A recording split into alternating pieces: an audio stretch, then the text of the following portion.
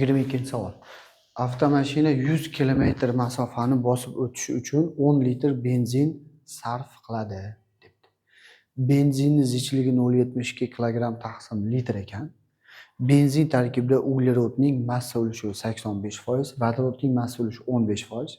Yuqorida talab etilgan benzinni yoqish uchun sarf bo'ladigan kislorodning miqdorini molda top debdi.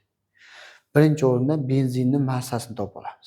Massasini topish uchun 10 litr benzinni zichligiga ko'paytiramiz. 0,72 kilogramm taqsim litr degani 1 litr 0,72 litr. 10 litrga ko'paytirsa, demak 7,2 kilogramm benzin bo'lgan. Endi benzinni 100% deb belgilasa, uni ichida 85% uglerod ekan. 15% esa vodorod ekan. Mana bu vodorod, bu uglerod, bu benzin. Bizda 10 litr benzin 7,2 kilogramm ekan massa jihatdan. Demak, 7,2 kilogramm benzinni qancha kilogrammi uglerod 85% ni hisoblaymiz. Va qancha kilogrammi vodorod ekanligini topamiz. 85 ni 7 ga ko'paytirib 100 ga bo'ladigan bo'lsa, 6,12 kilogramm uglerod bo'ladi benzin tarkibida, 1,08 kilogramm vodorod bo'lar ekan. Vodorod bo'lar ekan 7,2 kilogramm benzin tarkibi. Endi shu uglerod bilan vodorod yoqishga qancha mol vodorod kislorod kerakligini topamiz. Demak, pastdan uglerod yonishida karbonat angidrid kelib chiqadi. Reaksiya o'zi teng. Shu vodorod yonishida esa kislorod bilan yonishda suv kelib chiqadi.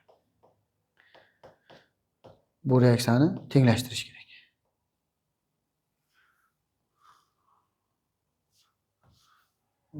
Suv kelib chiqadi.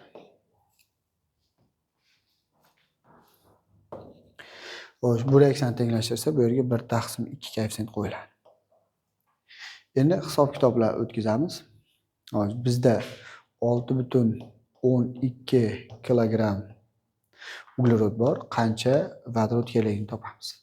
Grammda 12 molar massa uglerodga 1 mol kislorod kerak yoqishga, 6,12 ga qancha deb hisoblasa, 0,51 mol kelib chiqar ekan.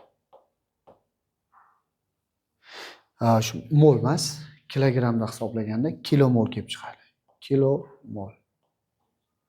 Endi keyingisi.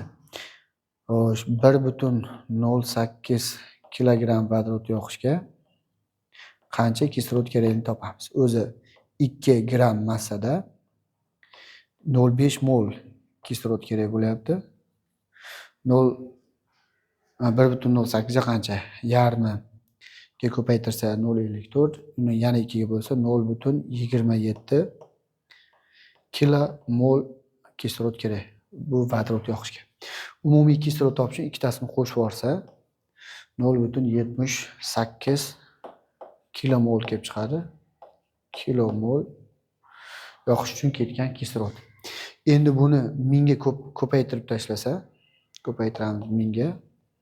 Shuna kelib chiqadi. Kilomolni molga aylantirish uchun mingga ko'paytiriladi.